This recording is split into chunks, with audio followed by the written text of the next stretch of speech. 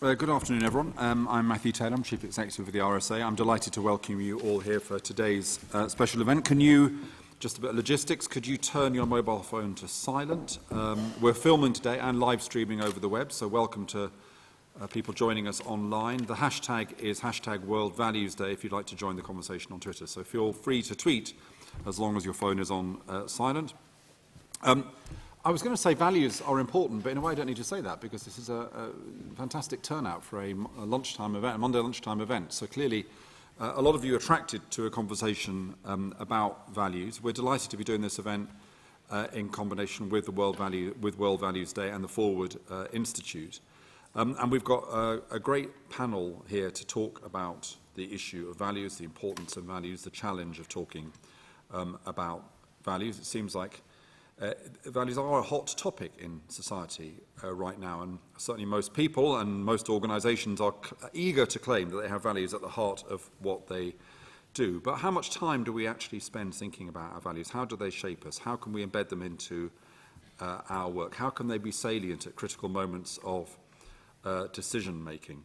I didn't say I'm not going to make any substantive contribution to the debate, I'm just chairing it, but some of you may know that I'm undertaking a piece of work for the government, a review of modern employment. It became very clear to me early on in that piece of work that it only really made sense, or if I wanted to have any impact, I had to assert the importance of the principle of good work for everybody. Unless there was a commitment, a value-based commitment to the idea that everybody should have work that was, as I put it, fair and decent with scope for development and fulfilment, then the recommendations didn't really make much sense. So that was an insight for me, I guess, because I hadn't been involved in practical policy making for some time, of the way in which values can become very important in a sense in making a lot of other stuff make any sense at all. We at the RSA support World Values Day because it gives us an opportunity to talk about values, but particularly because we want to engage a whole number of fellows, of organisations and communities in this conversation. And I'll say something at the end about how we're hoping to take this work forward leading up to World Values Day in October. Anyway, we've got a great bunch of people to help us talk about values and to discuss the values gap. That's something I'm particularly interested in, the gap between what we assert and what we actually do when the rubber hits the road. So I will introduce them one at a time, I think, so that you don't forget who they are when they actually speak.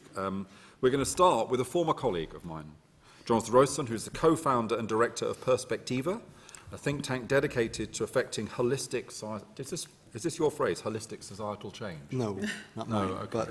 But you've got to live up to it. Yeah. Okay. So please welcome Jonathan Rowson. Thank you, thank you. So thanks very much, Matthew. It's lovely to be back here. So values, we could say almost anything about values, and that's part of the challenge, of course, is how do you give it some sort of analytical traction or visceral sort of feeling so that you leave today feeling we've actually said something. And that made me think that in this context, much of the values that we're interested in are the values at work. And that got me thinking of Guy Claxton, who said to me once upon a time when I was talking about organizational purpose and how do you find organizational purpose? How do you get those values that drive the organization onwards? And he said, the trouble with organizational purpose is that organizations don't have stomachs. And he said that, and I thought, what on earth are you talking about? Organizations don't have stomachs. And what he was getting at was that there's a disjunct between values as this very abstract, textual, propositional thing that you write down, and the kind of visceral feeling you have when something makes sense or is meaningful or is moving. And there's a huge gap. So part of the gap we're talking about is not just a gap between intention and action, but a gap between two very different kinds of things. Which gives rise to the question, if values are not in your stomach, where exactly are they? You know, we always speak, what are they? And how, you know, which values are we talking about? But another question to ask is, where are they? Because if you think about it, we don't really see them in the world as such. We see behaviors, we have feelings, we see facial expressions and so forth. But values typically only appear in these wonderful things called value statements, which, you know, it's almost as if value statements were created to have a place where values could live. Because other than that, they're out there in the world. They're out there in the, what you might call the semiosphere. They're out there in the kind of ether somewhere. And then you try and tie them down with words. Now, from that, you can get data sets, you can create questions, you can generate a whole bunch of analytics to explain, World Values Survey can tell you what people are feeling and thinking at any given time. But come back to the stomach, come back to what you feel. Because in the context of organizational change, in the context of overarching societal purpose, to get a grip with values really means knowing when something is real in your own body. If you can't experience it at that level, then the chances are you haven't actually really said anything. So one way to think about this is, maybe it's not a gap at all. Maybe it's a tangle. The problem with the gap metaphor is that when I think of a gap, I think of trying to fix a bit of furniture, or I think of a clamp trying to get something together again. There is a gap, but I would think it's much more productive to think of it as a more complex relationship. So there's three ways of thinking of that. One is where the values are held. So a friend of mine called Indy Johar speaks about dark matter. And I think a lot of values are held in the dark matter. But by that I mean they're in things like the appraisal structure. They're in things like the organizational structure. They're in things like the way you take, the time you take vacations and how you set that aside for your staff. Because all of these things, the kind of how you get accounted, how your auditing is done, all of these things will create certain implicit expectations and habits and practices through which the values begin to manifest. And those are the things that matter. That's where the values are held. It's not so much in the statement, but in the dark matter of the organization. The second thing to say is that values are only really interesting when they start to clash. Ultimately, the reason that people are a bit suspicious of values, especially in a corporate context, is that they think ultimately there's only one bottom line. So people speak about the double bottom line, triple bottom line, and so forth, that it's not just about profit, but also sustainability and social engagement, or whatever it is at the time. People are a bit wary of that, because when they clash, ultimately, how do you reconcile them? Usually you have to sort of pin down to a final line. And I think the challenge there with incommensurability is that, you can say, you can compare a good orange and a good apple, right? But there's no way of actually saying which is better. What you really want to do is get a value reference point that actually speaks to something that everyone can agree with. And it's an open question if you can actually do that. So one of the first things to say about trying to overcome the values gap is, what kind of agreement do we want? Because you're not going to get agreement on what the right values are. You're not going to get agreement on, these are the values we should have. It's really about, how do we get constructive tension here? How do we get the optimal conflict that we need so that the values that we hold them more or less consciously, more or less convivially? And the final thing to say is just that values change is difficult because it usually occurs in the complex of other systemic effects which are hidden from view. So think deeply about the root metaphors you have when you're trying to speak of the values gap. What is the underlying system or phenomena that the values live in? So I would say my sort of main contribution today is to say, don't so much ask what are the values or how do we change them or how do we bring them forth. Ask where are they? Where are they and how do we find them and bring them to the surface so that we can speak of them more intelligently? Thank you.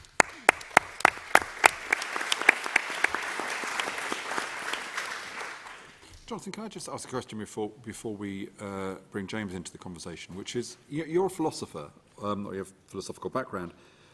I mean, philosophy doesn't really help us in a way in terms of being able to determine what is the right thing to do, does it? I mean, anyone who's ever had a kind of debate between utilitarian versus absolute or kind of values will know that, this is a debate that can go on all night and it won't be resolved. So I guess what I'm getting from what you're saying is that the insight the philosophy offers is this need for pluralism, this need for the recognition of multiple dimensions, rather than the hope that, but if you think about it hard enough, you will reach an absolute position. Yeah, I think ultimately, if you want to get a position with values where actually you understand what you disagree about and why, and that's a big achievement.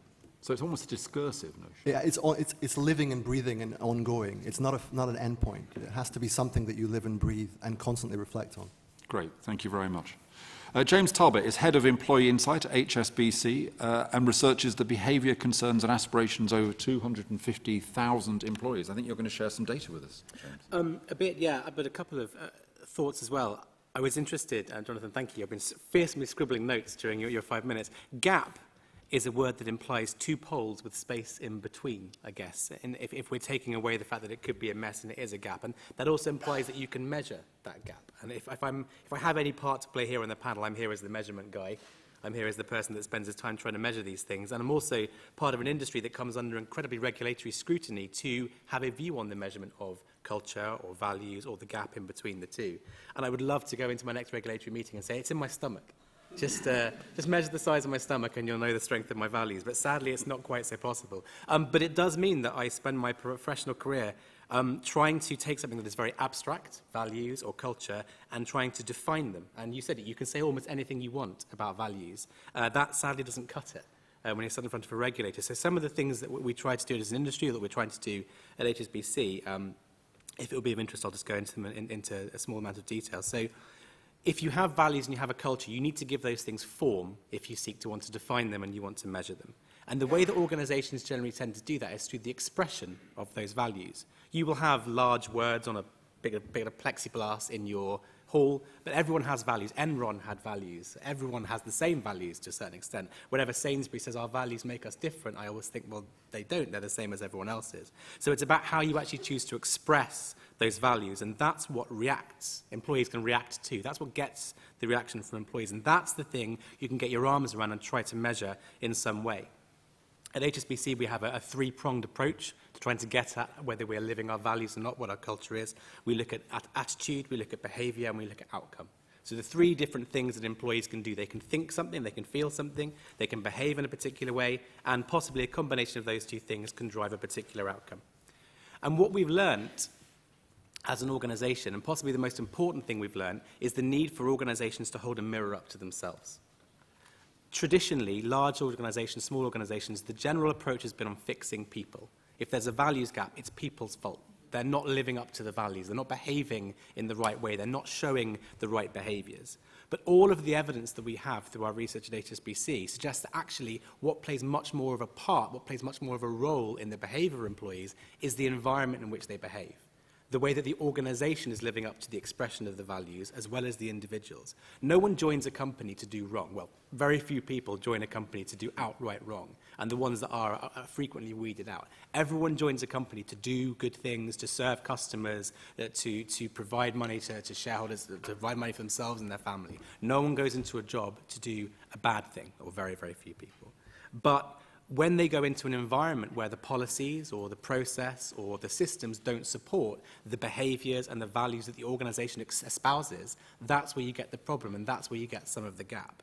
And again, the traditional approach, get everyone into a room, teach them some really good tactics, some really good ways to live the values, is fantastic, and you get a room full of people who are really engaged and really excited, who then walk out of that room into an organisation that doesn't support all of the stuff they've just learnt. And you have to wonder why they don't behave in the way 1 week, 1 month, 1 year later. So it's the environmental policies and processes that are the issues. So if there is a gap, it's about organisations looking at themselves and looking at the systematic issues they have, not the unconscious biases, not the thoughts and the feelings, actually what's systematically wrong with the organisation, and fixing those very dry, very mechanistic things, because actually that has a very big impact on the feelings and the behaviours of individuals with regards to the values. Thank you, James.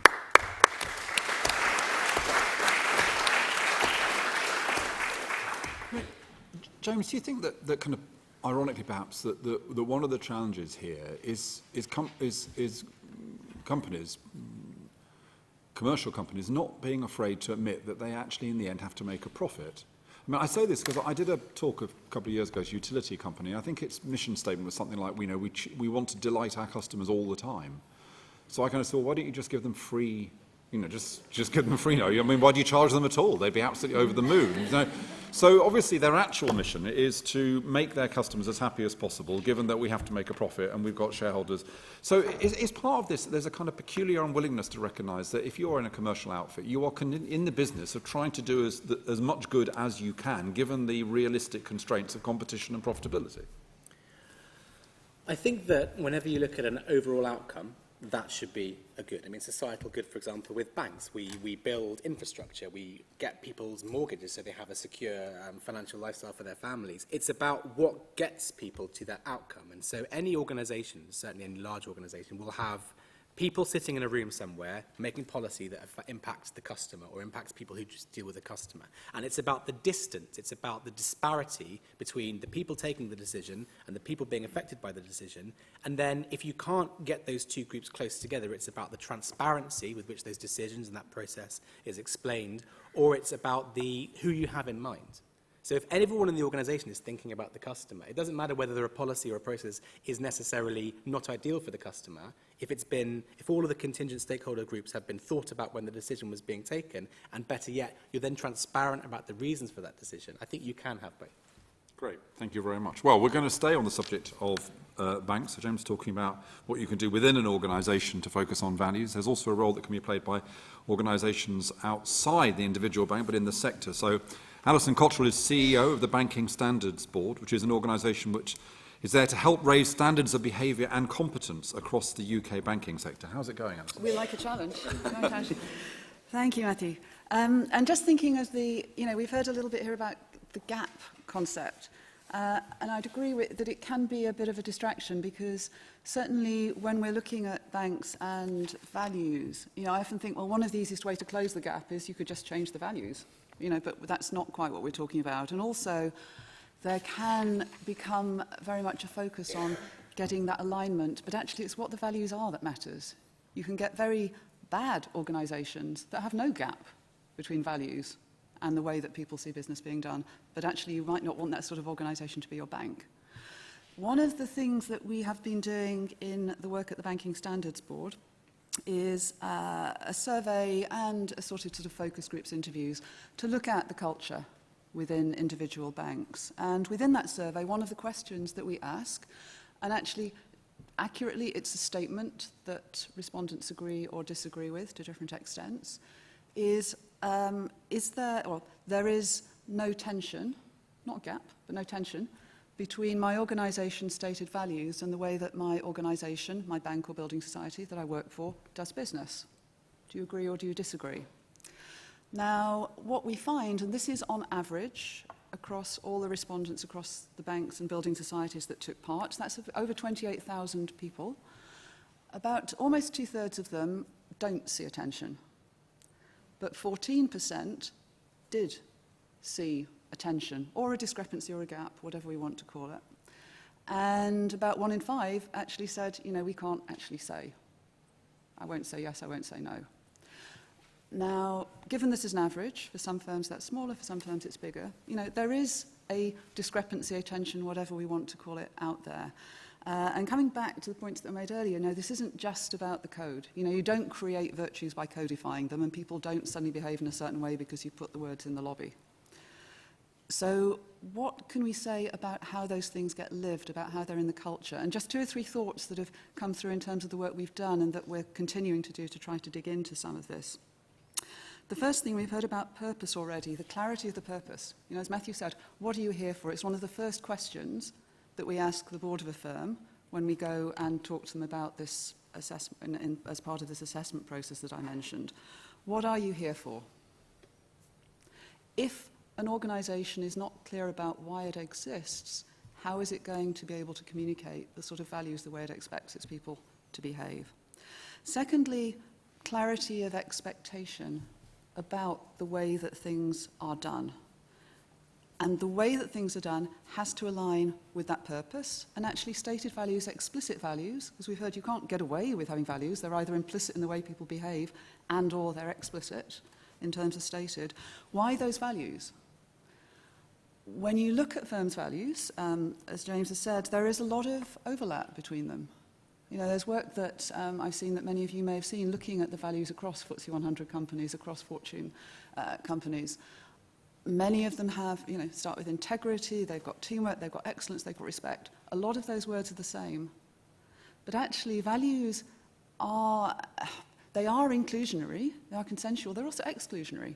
You want values that say people join this firm because they believe in those values, because those values are priorities. And if you don't agree with them, maybe you shouldn't join that firm, or maybe you don't stay with that firm. So to actually have teeth, to actually mean something, those values are as much about who doesn't join, who doesn't stay, as who stays and who's in it. And do people actually understand those values? That isn't the same as being able to recite them. I've worked with a number of banks over the past year, and the BSB is in its infancy, by the way. We are learning as we go along, so this is simply on the basis of our first year's work, where you could see staff who actually they couldn't remember all the values, and some firms have a lot of values, but from everything they said, you could tell that they actually lived them. They did embody them. So clarity of purpose, clarity of expectation, and thirdly, very importantly, alignment, clear alignment. And this is both in terms of the rules and the processes. So it's pointless to have, these are my values, but all my remuneration structures really reward something else. You know, it's clear what wins in that situation. But also the clarity of the culture and the values. And the culture is those unspoken things about the way that things get done, about the things that make people feel ashamed, that give them status, that make them feel proud. And if you have a tension between the culture and the values, culture wins every single time. So is the culture aligned with the values and the purpose and the rules? This is a lot of stuff to align, but managing a bank and managing any organisation, because none of this is bank specific, is not easy. It's messy. It's hard. And that's life. So is the culture aligned with the values, with the purpose? And then finally, the evidence. When you sit at the top of an organisation and you look down, it always looks rosier than it actually is. And where a member of staff or an employee thinks the CEO or someone senior is not living the values and they bump into them in the lift, they're not going to volunteer that information. So it is the responsibility of everyone who is running an organisation, however small, however big, to actually go out and ask. It is not enough to say, I am listening, you have to go and ask, because you have to give permission to people to tell you if they see a tension, a gap, whatever we want to call it, between the values of the organisation and the way that business is being seen to be done. And for the board, for the senior executive team, if that culture is not what they think it is, then whatever they're saying in terms of strategy, objectives, planning, whatever, it is going to be delivered in a different way. Because the culture and the values and the way that employees see and behave will affect the way they respond to incentives and everything else. So I would say the main thing that makes sure the values are lived, the key thing is for the people that run the organisation to keep asking the question and then to listen to the responses that come back.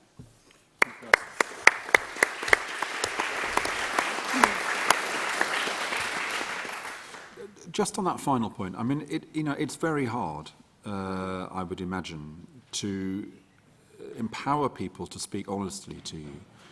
And one of the issues has come up a bit recently in banks and in the past, as well as around kind of whistleblowing. So I'm just interested, what kind of have you seen in terms of good practice, in terms of really enabling people at the front line to be able to... I mean, I remember talking to people before the crash who were really strongly incentivized to sell products to people that they shouldn't have sold them to, and the misery they felt really day in, day out in doing that.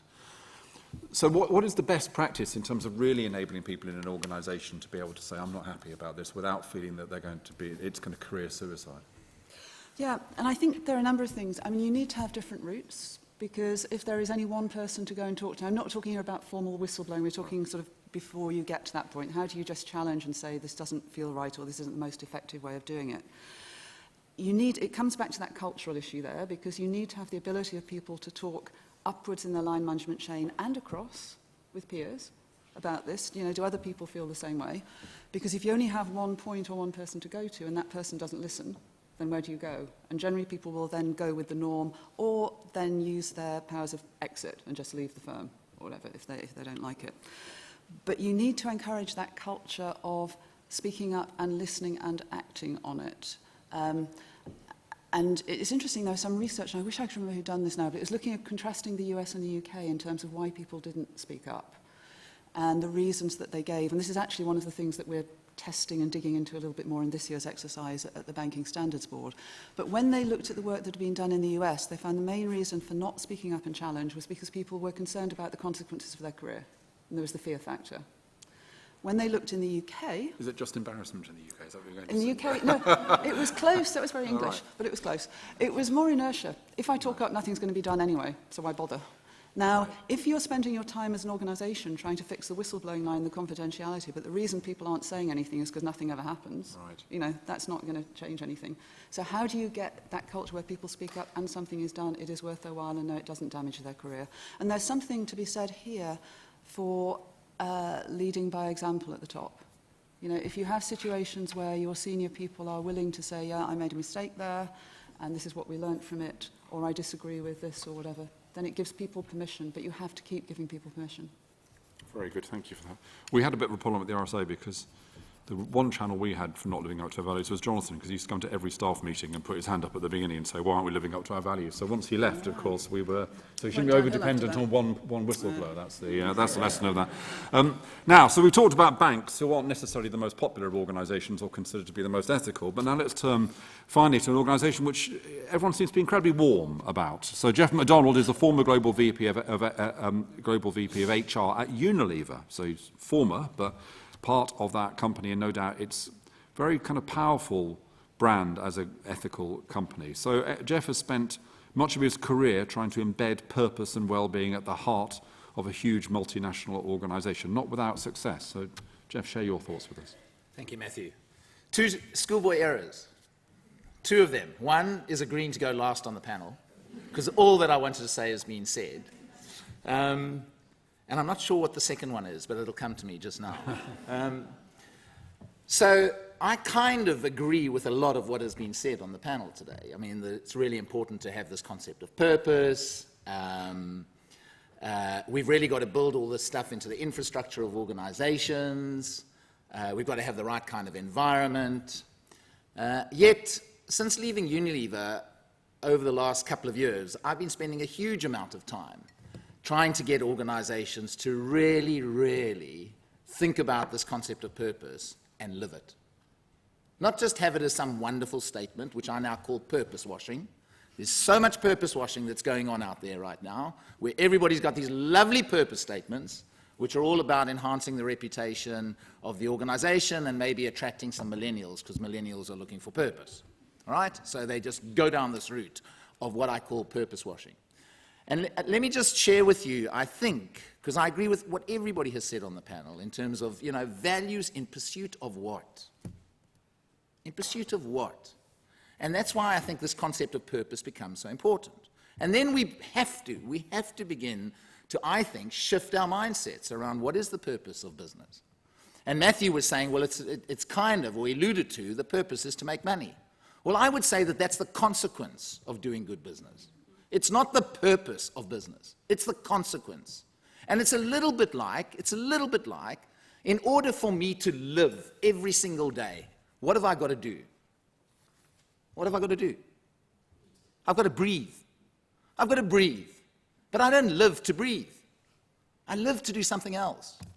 And it's the same, I think, with organizations. I think we've got to find a way, and the system's not helping, where organizations and CEOs have got the courage to think beyond growth and profitability. And people will say, well, tell me, you know, in Unilever, of course, Unilever quarterly results, but guess what? There was a courageous leader there who went to the market and said, no more guidance. He said, no more guidance. No more guidance. He had courage to go to the market and say, no more guidance. And so I think we've got, one, I think we need more courage. We need more courageous leaders in organizations today to kind of say, enough is enough. The old system is not working. We have to find a way of ensuring that all stakeholders share in the value of the organization.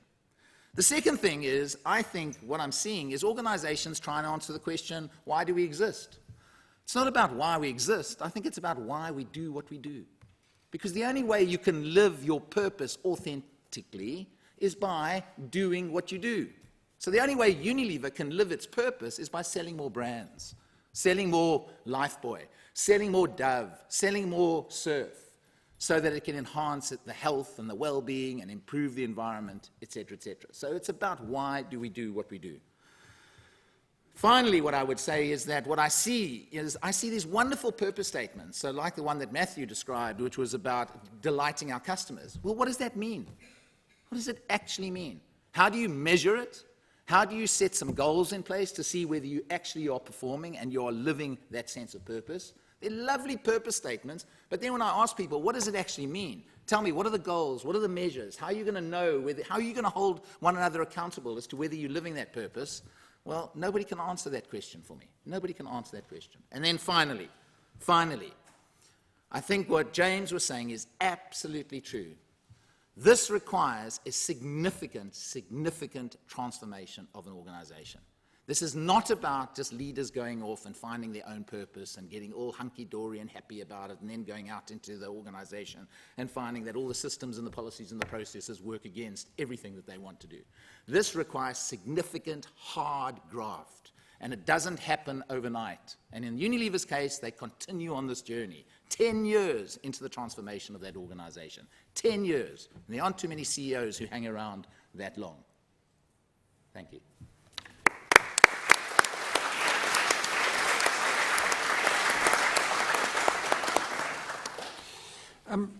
Geoff, can I just ask, where do you think the boundaries are to the responsibility of a corporation? So, you know, we've had the kind of concept of shared value.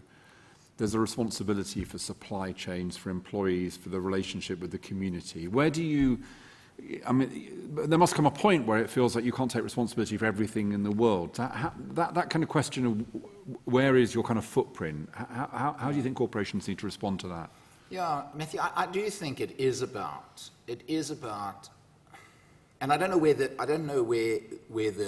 boundary is absolutely, but I do think as an organization, we've got to move beyond saying that the only reason we exist is to create value for our shareholder. I think it has to go beyond the shareholder. I think it has to go the communities in which we operate in. And for all organizations, it might be a little bit different, but what are the communities that I operate in? The consumer or my customer, they are a stakeholder of my business, and we've got to meet their needs as well.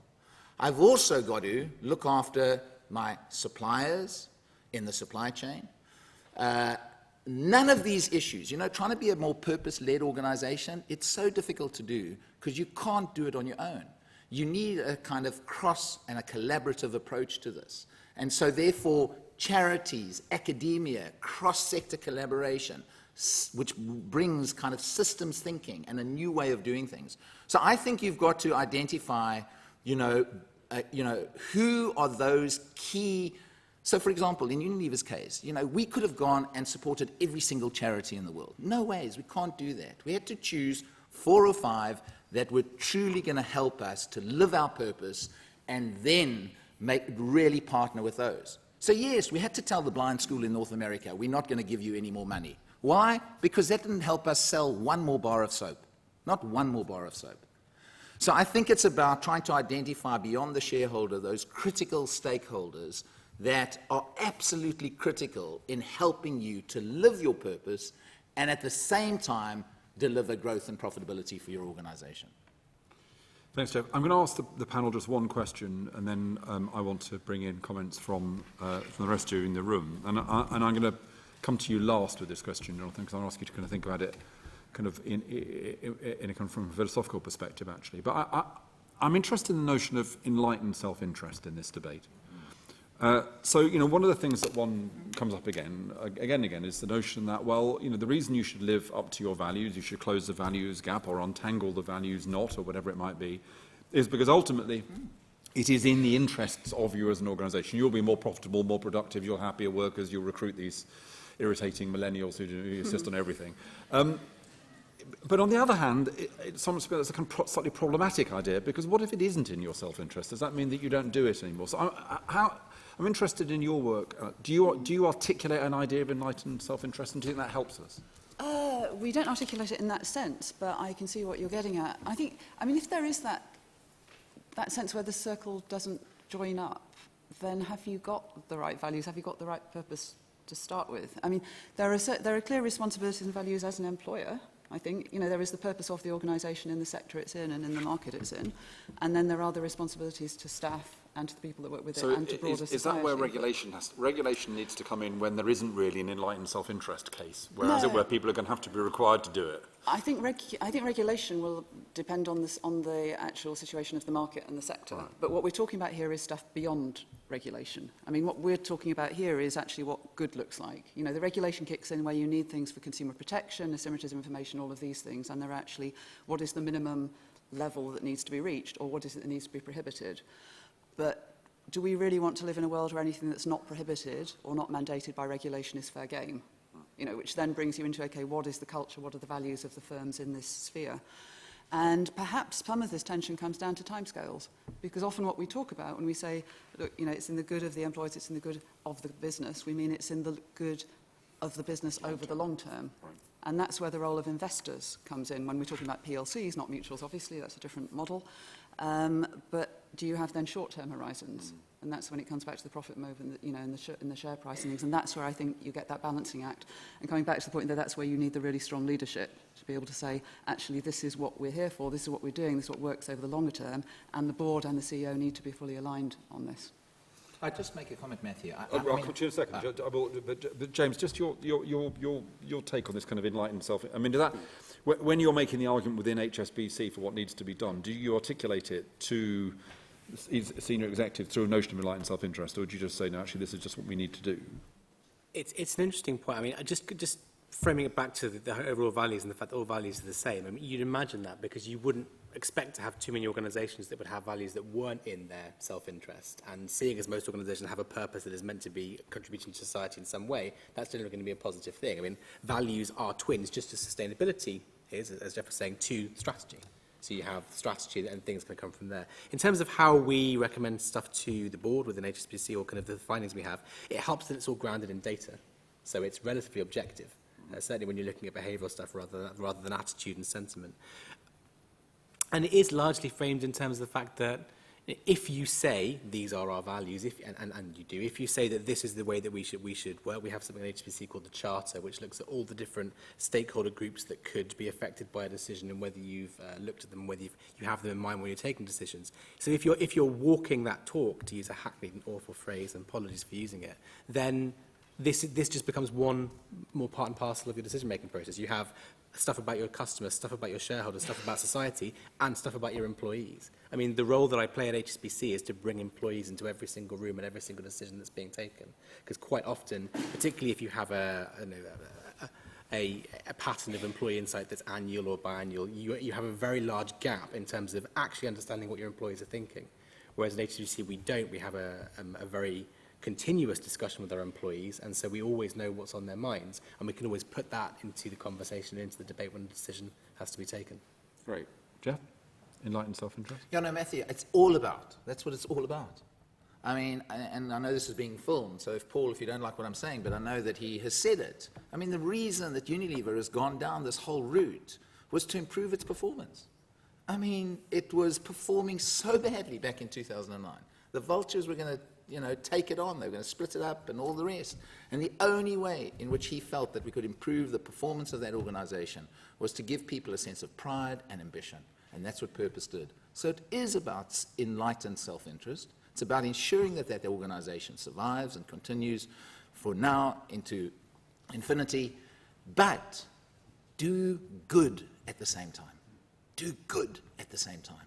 So do well by doing good. So, Jonathan, I'm interested. What do you think of enlightened self-interest? As it's nice to think that all things line up together, but is it problematic because it leaves us adrift when they don't? I think it's problematic because it depends entirely on the notion of the self and on how enlightened it is. Really, I mean, it comes down to that. So, one way of looking at this is, I'll come back to the big thing, but to come back to a simple problem, like an employee may be very talented, but they don't really feel like speaking up, or they may have a very acute critique of what's happening, but they won't say anything because of the incentives we mentioned earlier. Now that's at the problem level, okay? And we often deal with problems just specifically, like you go to them and say maybe next time speak up.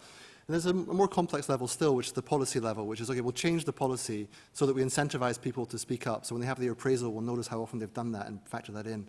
But further to that is the kind of systemic level, which is you're changing things in the sort of DNA of the organization. But really, what matters is the level beyond that. And to be honest, the reason I created Perspectiva was because I think that's the level we have to get to. It's the level of the paradigm or the imaginary that goes beyond the system, the level where the cultures and the feelings meet the system. So in this context, enlightened self-interest, well, if yourself is the ego who wants to get the status from the world, then it's a problem. If the self is that, but it's also this expansive notion of someone who evolves through life, maybe grows in virtue somehow, gets to the point where they integrate their self and also begin to transcend it, then you're actually getting somewhere.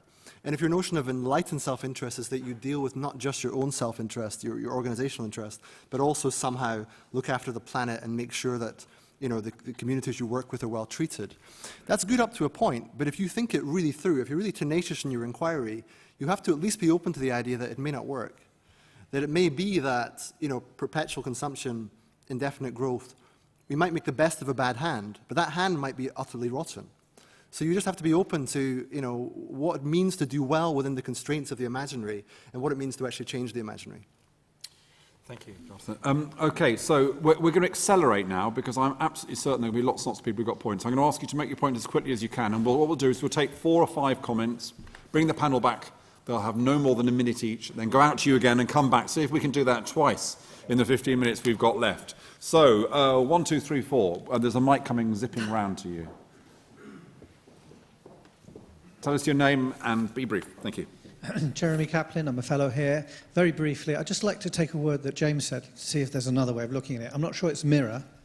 I think it might be lens. Because the key question is, who are you willing to be judged by? And so from a point of view of a company, it's not only internally, but it's also your suppliers, it's your customers, and it's that idea. I mean, one of the things you've got to say about Paul Polman, I worked with him many years ago at Procter, and he's been the same all the way through. He will stand out there and say things consistently and clearly and be willing to be judged on them. So I think it's about opening it up and saying, who am I willing to be embarrassed by or embarrassed in front of, get naked in front of?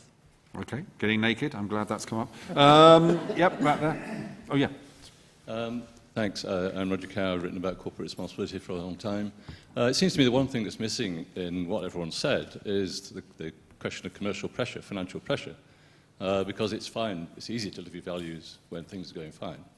But whether you think about individual traders on a banking floor that cheat the system because they're under pressure to deliver returns, or they're under personal pressure to a big bonus, or the Tesco executives who fiddle the figures because they were under lots of pressure, commercial pressure, or indeed Unilever, who suddenly decided after Kraft came calling that they needed to do a few things that they weren't going to do otherwise. And it comes back to your analogy about breathing, Geoff. When breathing's easy, you can concentrate on lots of other things, but if your breathing's threatened, then that's the only thing you can really concentrate on. Great, thank you. And then back there. Hello, Angela Harvey, a fellow here. I'd like to get some comment on the public sector. People join because they want to do good, but the experience within, and certainly the service to those without, there's a bit of a gap. Great, okay, that's good. It could be an event all on its own, but we'll try and cover that. Yep. Timothy Henry from Conscious Capitalism, so we'll resonate with a lot of this, with what we're doing. When you talk about enlightened self-interest, on the one hand, there's incredible evidence that says high engagement, high trust, high caring cultures all have higher performance. There's tremendous data that shows the long-term perspective related to those things drive higher performance. So in that sense, the data speaks for itself, and yet we have this narrative about business that seems to ignore the facts, ignores the fact that there's tremendous evidence around this, around what drives high performance. So I'm curious, why is the discussion from your point of view at the board level not occurring, that the boards themselves are looking at this and saying, we have the wrong narrative, we have the wrong story we tell about business, because this is clearly a better way of doing business, but we're not performing that way and we're not acting that way. Great, thank you. And then there's a hand right at the back there.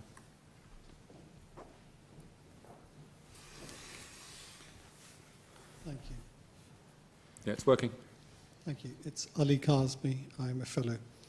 Just a quick question to the panel, which is any advice for Theresa May as to how to close the British values gap?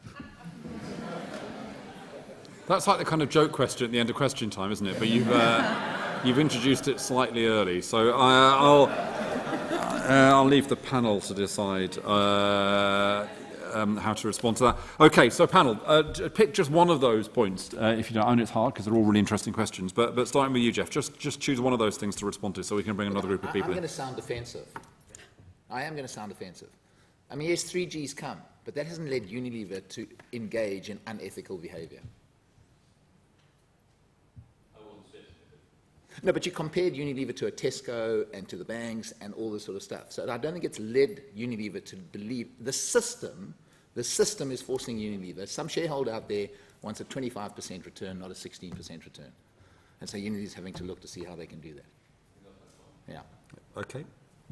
James? I'd like to take the point about public sector. I think it's an interesting one. I think, again, what you're seeing is the result of unintended effects of policies and procedures and structures. Good people join the public sector, good people join every company, but they are stymied by either the collective inertia of an organisation or just something that's been badly written that means they can't do what they want to do. But isn't it also, but isn't it also hierarchy itself? I mean, Yes. you know, Yes. isn't one of the really big challenges in this that hierarchy, it seems to me, and you know, Weber wrote about this brilliantly, over 100 years ago, kind of hierarchy itself, bureaucracy, strips out people's capacity for kind of moral judgment and ethical judgment within organisations. Absolutely. I mean, if you have too strong a sense of hierarchy, if you have too strong a sense of rules, policies and guidelines maybe coming in front of relationships with people, then you have an organisation where people are very happy to escalate, very happy to remove their own personal accountability for doing their jobs or doing something that comes across their desk because they can just send it to the person above them and they'll copy their manager or they'll copy their manager's manager.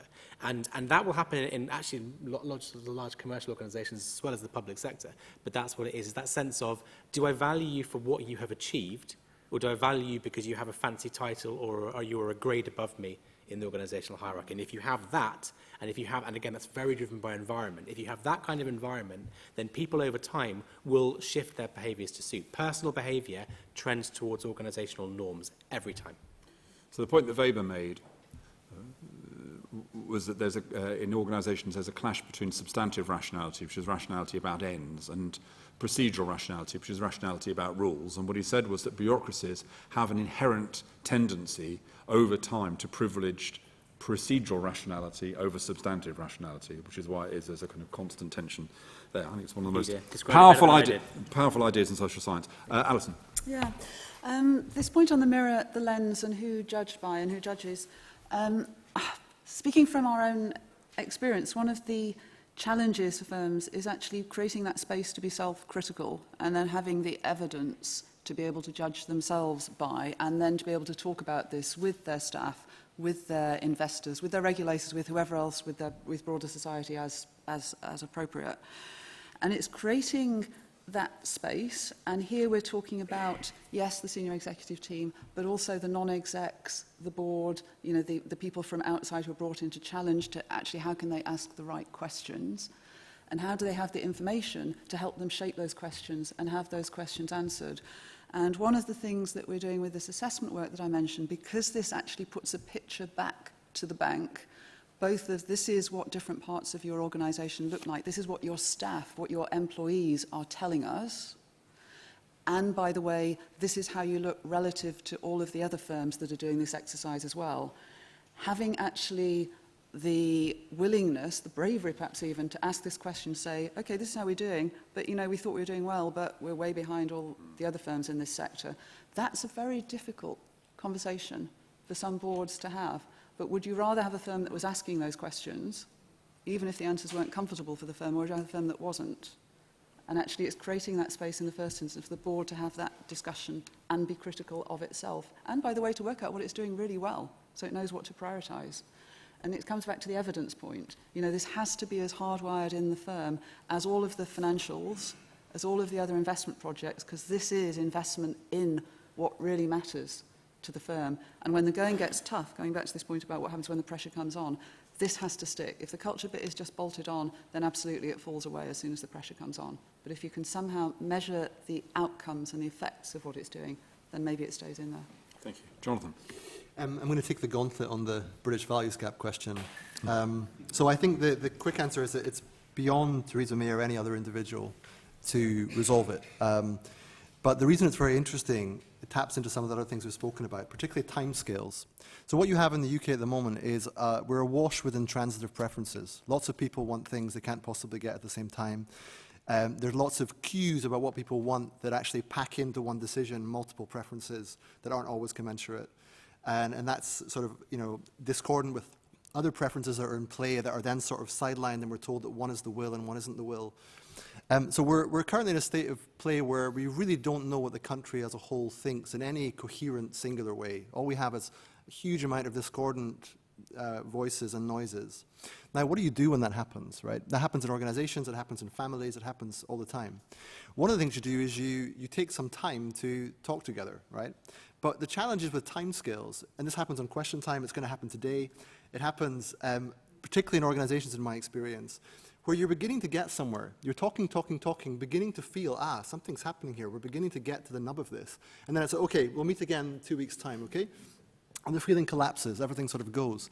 So in the same way with the UK as a whole, I think, this so-called national conversation we hear about all the time, we've never done it very well. But I think the only answer to where we are now is a very well-structured, very carefully done national conversation, so that we have a chance to get beyond the discourse and the noises and begin to actually feel together what's going on and what we should do next. Great. We've got Can I come no. to the conscious capitalism one? No, you can't, because we've only got 6 minutes left. Just reinforcing what Jonathan said. But you can cheat and answer that question. We come round to you next time. Okay, so 1, 2, 3, 4, 5. That's it. Be as quick as you can, because we've got 6 minutes left. Yes, Paul, go on. Hello. Be quick. Paul Palmarosa, Director of Principal Business. I'd like to go back to that point, because what's happened in business is it's short-term quantifiable results. And when you look at values, many company values, you ask them, what are they? Well, it's efficiency, it's productivity. But what about the core values behind them? Because business is a human activity. What about truth? What about justice? What about courage? What about these? Those are natural values for everyone. And that's where, and many of the philosophers will tell you, these values, live those, and the profits will come. And that's what I Great, thank you. And then immediately behind you. Thank you. I will be extra quick. Really appreciate who's on the board, and please don't take this comment as criticism for you.